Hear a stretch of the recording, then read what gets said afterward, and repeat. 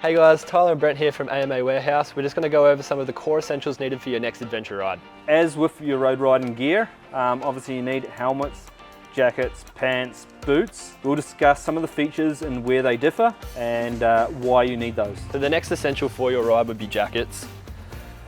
They're all jackets. What's the difference between them and why would I be choosing, say, an RST Adventure X over something else? So different features. For Australia, just like helmets, we want a lot of air vents and pockets. It seems like the more air vents and pockets you get, the more expensive. There's also the quality. You pay once, you get really good quality. This jacket itself is probably mid-range. It's got some really good features, one being a pocket for your water bladder and big zips down the back to exhaust the hot air as it comes in the front. Yeah, awesome. So you can keep cool, stay hydrated. You've got external armour, so you know, if you have a tumble, it's actually going to be a little bit more robust and last longer. Does it still have that internal armour as well though? It does have an internal liner, so this one has a thermal and a windproof, waterproof. So if you get caught out in the rain or whatever. Correct. Awesome. Adventure jackets are designed to be a one jacket fits all. You'll leave home in this jacket. If it gets cool, you'll chuck the thermal in. If it's raining, you'll have the waterproof liner. If you're going through the desert and it's hot and humid, pull everything out so you can, again, stay cool. Now I see this has like lots of pockets around the jacket here. What's their use and like why would you need so many pockets? When you're adventure riding, you've got to take a lot of belongings. You need to be prepared for everything. So the more you can carry on your body, you don't have to load up the bike. So a lot of the lightweight items, emergency stuff, you can chuck in your jacket pockets. And what's the main difference here between, say, the RST Adventure X and the Moto Dry that you've just picked up? So the Moto Dry doesn't have the external armour. It still has 3 liners. It's still got really good air vents. It's just at a cheaper price point. So if you're doing more dirt stuff and you're anticipating you'll going to come off, might just be a cheaper alternative. You know you're going to burn through it pretty quickly. So when we go up to like our top of the line jackets here, like the Revit, what's some of the features that's going to separate that from, say, the entry level ones? Like I know for adventure riding, you're going to be using these for a long period of time. They're going to go through all kinds of weather. So what's the comfort level of these and why is this more appropriate for that top tier level?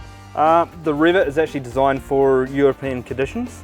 So it does really well with colder climates. So if you're going through, like, say, from Queensland all the way down to Victoria and you're getting those kind of different changes, this is going to... It still has a lot of air pockets, so you can have those air pockets open when you're up further north, and as you go south you can zip them up. They're really nice and warm, super comfortable, so you've got it on for a long time. So overall it's just more of a versatile jacket compared to, say, like an entry-level option? Exactly. So versatility is what they're trying to achieve. They're trying to have one jacket that does your whole ride and still be safe and comfortable. It's got to conform to your body, be really malleable, so it can move with you. And you say that it needs to be like protective. What kind of armour are they using in these kind of jackets? So like generally CE level 2, shoulders, elbows. Back protector you have to add yourself. A lot of people have different back protectors that they like to use. And Revit have their own kind of back protector that they They call it the C-Soft, and it is awesome. It's still CE level 2, so that's light and it breathes well. Cool. So this is a new addition to our range here, Brent, the Alpinestyle Halo. What's some benefits about this? I know it's got a dry style liner. What does that mean? I haven't had a huge amount of time playing with this jacket yet, although some features that stand out to me are the diagonal zip. So that can be comfortable, and obviously a lot of the elements aren't straight towards the zip. Removable arms, which can be really good in the hotter climate. Like you said, the dry star liner, good feature. And again, the colour, it really suits the adventure riding. You've got some high vis on there, so you are seeing. So you were mentioning the diagonal zip before. Why have they chosen that over, say, a traditional just straight down zip? Like I mentioned, with the elements obviously hitting the front of the jacket, it can get clogged with dirt, dust, etc. And you can have premature zip malfunctions. Now this one here, obviously it's off to the side, so it's fairly protected by your arm as you're riding.